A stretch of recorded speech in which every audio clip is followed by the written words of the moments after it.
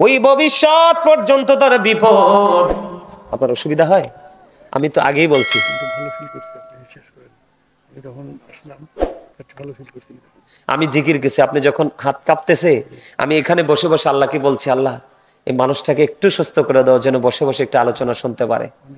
আমি এখানে বসে বসে আল্লাহর কাছে, দেখছেন না উনি যখন মাইকটা হাতে নিছে, আমার ওনাকে দেখে অনেক করুণা হয়েছে, অনেক মায়া হয়েছে। যে একটা মানে দেখতেও নাকি কি অসুস্থ মনে হয়, অসুস্থ হয় না, কিন্তু ওনার প্রাথমিক যে সিচুয়েশনটা দেখছিলেন তো কেমন, এখন একটু রিল্যাক্স না? আপনার কাছে ভালো লাগে? বসবেন? আলহামদুলিল্লাহ, আলহামদুলিল্লাহ। আপনারা সবাই বলেন আল্লাহ যেন নাকি পুরো ওয়াজটা শুনে যাওয়ার তৌফিক দেয়। আমি জিকির করছি আর মন থেকে আল্লাহর কাছে একটু ছোট্ট একখানা দরখাস্ত লিখে দিয়েছি, মালিক এত দূর থেকে আসছি, ভালোবেসে এসছি কাছে, একটু আলোচনা শুনতে সুযোগ দাও। আমি কিন্তু মানে অপেক্ষা করছিলাম যে উনি কি বলে। উনি কিন্তু ওনার নিজের যে অনুভূতিটা প্রকাশ করে ফেলেছে। সুবহানাল্লাহ বলেন। আরে জোরে ও মাকারু ওয়া মাকারাল্লাহু আল্লাহু খায়রুল মাকিরিন। শ্রেষ্ঠ কৌশলের মালিক কে? আল্লাহ যখন বলে কুন ফায়াকুন, সঙ্গে সঙ্গে হয়ে যায়। সুবহানাল্লাহ বলেন। আর জোরে, আর জোরে, আর মহব্বতে। মেঘনার যমুনার তীরে কত ঢেউ চলে যায়, আসে না তো ফিরে। বলেন পদ্মা মেঘনা যমুনার তীরে কত ঢেউ চলে যায়, আসে না তো ফিরে। আমিও চলে যাব এমনি করে, আসবো না কভু ফিরে। বলেন পদ্মা মেঘনা যমুনার তীরে কত ঢেউ চলে যায়, আসে না তো ফিরে। আপনারা তো পদ্মা নদীর তীরেই তো আছেন, বেশি দূরে না তো। আসে না, যেটা চলে যায় সেটা কি আর আসে? ঠিক আপনার আমার জীবনের পানির ঢেউয়ের মতো, একবার চলে গেলে আর ফিরে আসবো? যা বাজার করার ওই ঢেউ আসার আগেই করে ফেলতে হবে। আসলে পরে আপনার সেই বাজার করার কোনো সুযোগ আছে? যখন তোমার কেউ ছিল না তখন ছিলাম আমি, এখন তোমার সব হয়েছে, পর হয়েছি আমি। যখন তোমার কেউ রবে না, রব শুধু আমি। আমার কাছে আসতে হবে, মনে রেখো তুমি। তোরা চাসনি কিছু, তোরা চাসনি কিছু কারো কাছে খোদার মদদ ছাড়া। অন্যের উপর ভরসা ছেড়ে নিজের পায়ে দাঁড়া। বুঝেন নাই কিছু? বুঝেন নাই? আপনি চলে যাওয়ার পর আপনার জন্য কেউ হাদিয়া পাঠাবে না, উপঢৌকন পাঠাবে না, আপনার কবর জিয়ারত করবে না, আপনার জন্য দোয়ার আয়োজন করবে না। এখন যে অবস্থা শুরু হচ্ছে বাংলাদেশে, গোটা পৃথিবীতে বলবে বেদাত, দোয়ার দরকার নাই। আছে না নাই? হচ্ছে কি হচ্ছে না? অথচ নবীজি জিয়ারত করেছে। এখন আমরা মৌলবীরা বলি জিয়ারত কি বেদাত। কথা বলেন না কেন? এগুলো করবে। এই জন্য আমি বলেছি অন্যের উপর ভরসা ছেড়ে নিজের পায়ে দাঁড়া। আপনি কারো উপর ডিপেন্ড হওয়ার দরকার নাই। আপনি নিজের আমল নিজে করে কবরে যান, কারো দরকার হবে না। তার কারণ আল্লাহ রাব্বুল আলামিন এটা নিশ্চিত করেছে। কোরআন শরীফের 19 পারা সূরা শুআরার 88 এবং 89 নম্বর আয়াতে আল্লাহ স্পষ্ট করে বলে দিয়েছেন, ইয়াউমা লা ইয়ানফাউ মালু ওয়ালা বানুন ইল্লা মান আতাল্লাহ বিকলবিন সালিম। ওমা আল্লাহু আকবার কন্না কিল্লে। আরে মনু বড় ঘড়ি কোনা আল্লাহু আকবার, আল্লাহু আকবার এটাও জিকির। এই মিয়া কোন দিকে ওয়াজ করব? আপনারা তো সব দিকে দেখতেছি ধীরে ধীরে উইক হয়ে পড়তেছেন। জবানটাকে স্ট্রং রাখতে হবে। আল্লাহ রাব্বুল আলামিন বলেছেন, remember me then I will remember you. আল্লাহ রাব্বুল আলামিন বলতেছেন, remember me then I will remember you. আল্লাহ রাব্বুল আলামিন বলতেছে, ফাযকুরুনি আযকুরুকুম। আল্লাহ বলেছেন, তোমরা আমাকে স্মরণ করো, আমি তোমাদেরকে স্মরণ করব। এটা কোরআনের ভাষা। আল্লাহ রাব্বুল আলামিন বলেছেন, ইয়া আইয়ুহাল্লাযীনা আমানু যকুরুল্লাহা যিকরান কাসীরা ওয়াসাব্বিহুহু বুকরাতাও ওয়াসীলা।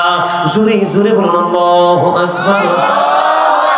আল্লাহ রাব্বুল আলামিন কোন বেঈমান, কোন কাফের, কোন মুশরিককে ডাক দেয়নি, কোন মুনাফিককে ডাক দেয়নি। আল্লাহ বলেছেন ইয়া আইয়ুহাল্লাযীনা আমানু, ঈমানদারদেরকে ডেকে ডেকে বলেছেন ঈমানদারেরা তোমরা বেশি বেশি করে আল্লাহর জিকির করো, সকাল টু সন্ধ্যা আল্লাহর পবিত্রতা ঘোষণা করো। আল্লাহর কোরআনের বাণী হলো এটা। আর আল্লাহর হাবিব সরকারে মদিনা ইমামুল মুরসালিন তিনি বলেছে বান্দা আমার উম্মত তোমরা শোনো গো, তোমরা যখন জিকির করো এমন ভাবে জিকির করবা তোমাদের জিকির করা দেখলে যেন মানুষ তোমাদেরকে পাগল বলে। আল্লাহর হাবিব আরো বলেছেন, আপনারা আসার পরে খেয়াল করেছেন কিনা জানি না, আমি যখন আমার এই চেয়ারে বসলাম, বসার পরে আমি দেখেছি এখানে একটুখানি পানি, আমি একটা পোস্টার নিয়ে কিন্তু এটা মুছে দিয়েছি। মানে পানি, এই মুহূর্তে পানি পরিষ্কার করার জন্য আমার কাছে দুইটা অপশন, একটা হলো টিস্যু আর একটা হলো পেপার। আমি পেপারটা বেছে নিয়ে পানিটা কি করে দিলাম, ক্লিন করে দিলাম, পরিষ্কার করে দিলাম। বন্ধু এটা বলার কারণ হলো গো, প্রত্যেকটা জিনিসকে পরিষ্কার করার যেমনি উপকরণ আছে তেমনি মানুষের মনের ঘর, মানুষের হৃদয়ের ঘর, ওই যে বলেছি যেটাকে ইংলিশে বলা হয় সোল, বাংলাতে বলা হয় আত্মা, আরবিতে বলা হয় রূহ। এই যে রুহানের জগৎ, এই জগৎটাকে ক্লিন করার জন্য বন্ধু একটা উপকরণ আছে, সেটা হলো মাওলার জিকির। আল্লাহ রাব্বুল আলামিন আল্লাহর হাবিব জানিয়ে দিয়েছে বেশি বেশি করে মাওলার জিকির করো, তোমার মনের ঘর পুরো পরিষ্কার হয়ে যাবে। আল্লাহর হাবিব আরো বলেছেন জিকির দুই ভাবে করা যায়। কয় ভাবে? দুই ভাবে করা যায়, একটা হলো জবান আর একটা হলো অন্তর। তবে জবান এবং অন্তর দুটো মিলিয়ে যে জিকির করা হয় ওই জিকির হলো আল্লাহর কাছে সবচেয়ে বড় জিকির। জোরে জোরে বলুন সুবহানাল্লাহ। দক্ষিণ রাশির মানুষ, আমার ভাই আমার বাবা গো, কেমন করে তোমরা ঘরে বসে আছো এখনো?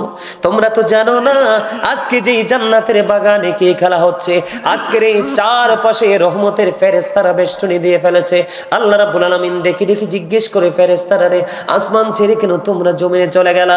ফেরেশতারা ডেকে ডেকে বলে আল্লাহ তোমার বান্দাগুলো এত প্রাণ উজাড় করে তোমার জিকির করছে গো, তাদেরকে অভিনন্দন জানানোর জন্য আসমান ছেড়ে জমিনে চলে এসেছি।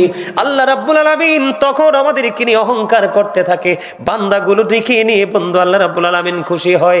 আমাদেরকে যখন সৃষ্টি করার প্রস্তাব আল্লাহ দিয়েছিলেন, আল্লাহ রাব্বুল আলামিন বলেছিলেন ইন্নী জাইলুন ফিল আরদি খালিফা, আমাদেরকে সৃষ্টি করার প্রস্তাব যখন দিয়েছিলেন ফেরেশতারা না করেছে, তারা আপনার গোলামি করবে না, মারামারি হানাহানি করবে। আল্লাহ রাব্বুল আলামিন বলেছিলেন ইন্নী আ'লামু মা লা তা'লামুন, আমি যা জানি তোমরা তা জানো না। যখন বান্দা জিকির করতে থাকে ফেরেশতারা বান্দাকে অভিনন্দন জানানোর জন্য জমিন পর্যন্ত চলে আসে, আর আমার আল্লাহ তখনই বলতে থাকে আমি বলেছিলাম আমি যা জানি তোমরা তা জানো না। তার মানে আমার সকল বান্দা নাফরমানি করবে না।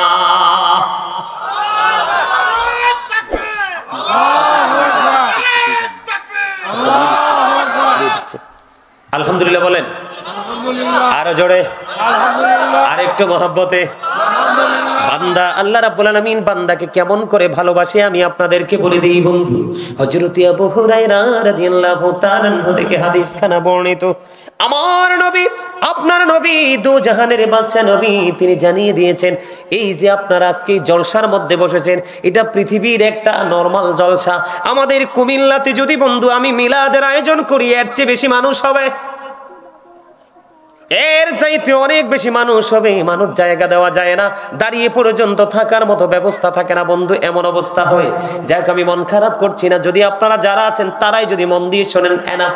আমি আপনাদেরকে বলি আল্লাহর হাবিবকে আল্লাহ রাব্বুল আলামিন বলতেছে হাবিব আপনি আমার বান্দাগুলোকে জানিয়ে দেন, ও হাবিব আপনি আমার বান্দাগুলোকে আপনি জানিয়ে দেন, কেউ যদি পৃথিবীর কোনো জলসায় বসে বসে আমি আল্লাহর জিকির করে আমি তার চাইতে উত্তম জলসায় আমি তার জিকির করি।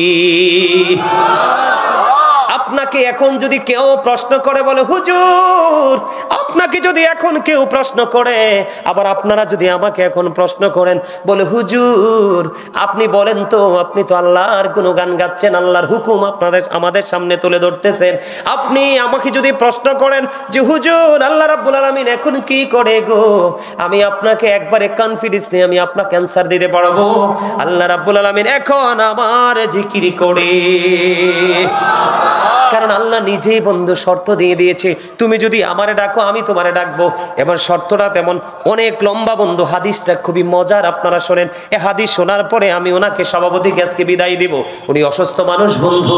আমার দিকে আপনারা একটু গভীর খেয়াল করে শুনুন।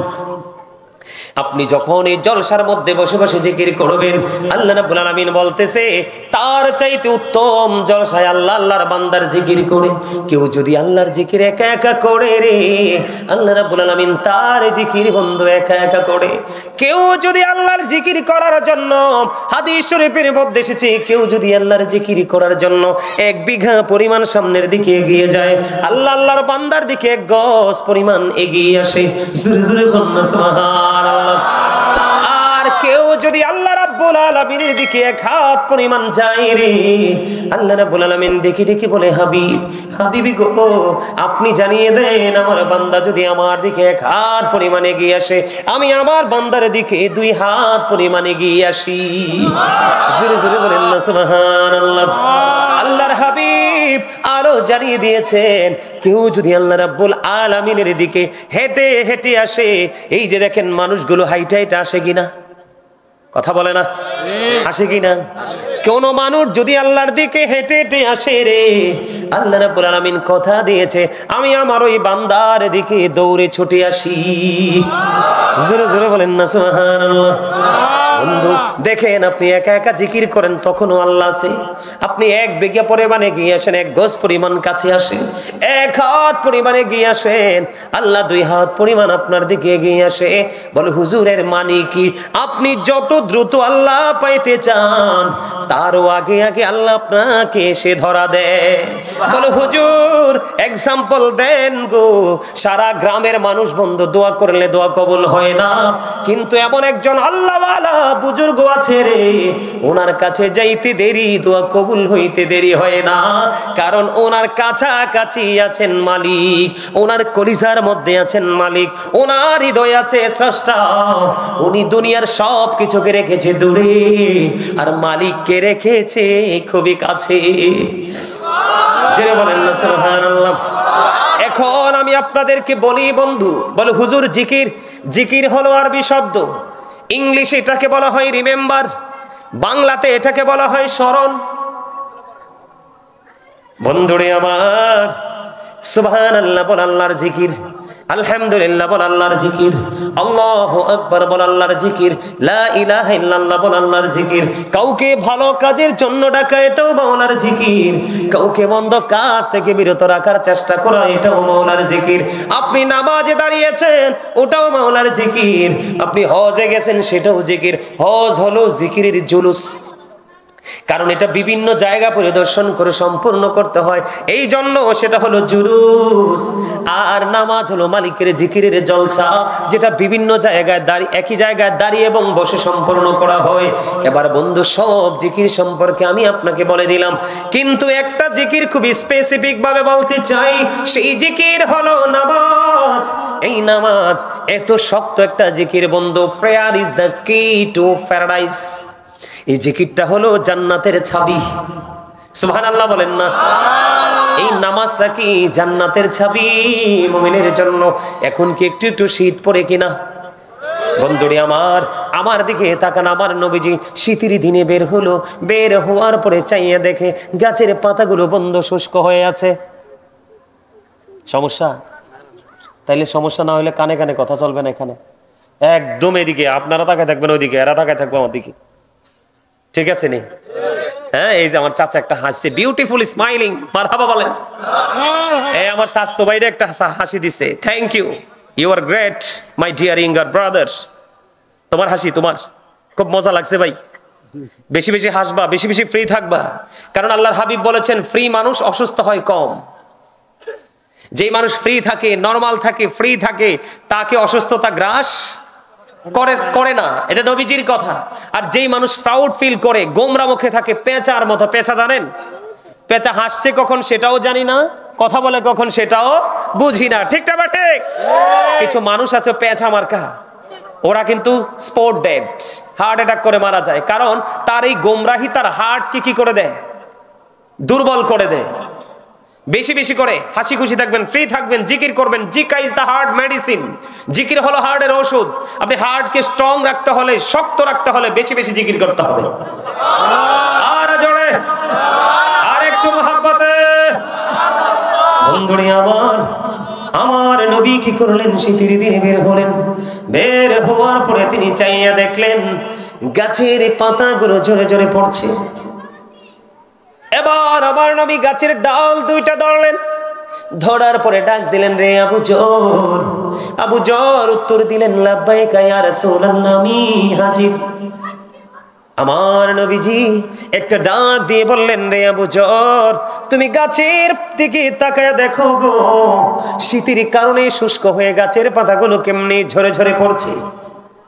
এরে আবু জর, আমার উম্মত গুলো যখন, আল্লাহর প্রিয় বান্দা গুলো যখন নামাজের মাধ্যমে পবিত্র কদম, আমি মনে রেখে আপনাদেরকে বলি, আল্লাহ বডির মধ্যে সবচেয়ে সুন্দর করে বানাইছে মানুষের কপাল, কারণ এই কপালটা প্রতিদিন মালিকের কদমে ঠেকাবে।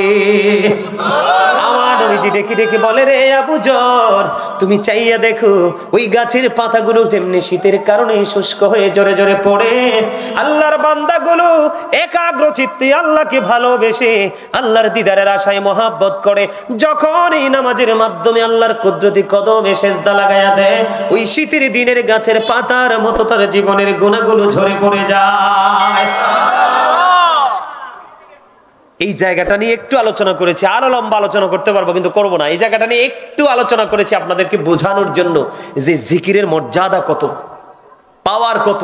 আপনার জীবনের গুনাহ মাফ হয়ে যাবে, আপনার সবকিছু সহজ হয়ে যাবে শুধু জিকিরের কারণে। সুবহানাল্লাহ বলেন। আমি আপনাদেরকে মৃত্যু এবং মানে নেগেটিভ সাইডটা নিয়ে একটু কথা বলতে চাইছিলাম। কোন সাইড? নেগেটিভ সাইড, মানে পাপী মানুষ, তার কবর, তার মরণ, তার সব পরিস্থিতি। তবে পাপী মানুষের মৃত্যুটা আপনি একটু অনুধাবন করতে পারবেন যে আমি নবী রাসূলদের জীবনী থেকে, আল্লাহর বুজুর্গ লোকের জীবনী থেকে আমি কিছু তথ্য আপনাদের সামনে আজকে তুলে ধরবো। শুনবেন? সদ্য সবাই রাজি? আলহামদুলিল্লাহ বলেন। কিন্তু জবান কি বন্ধ রাখবেন? দুরূদ পড়ার সময়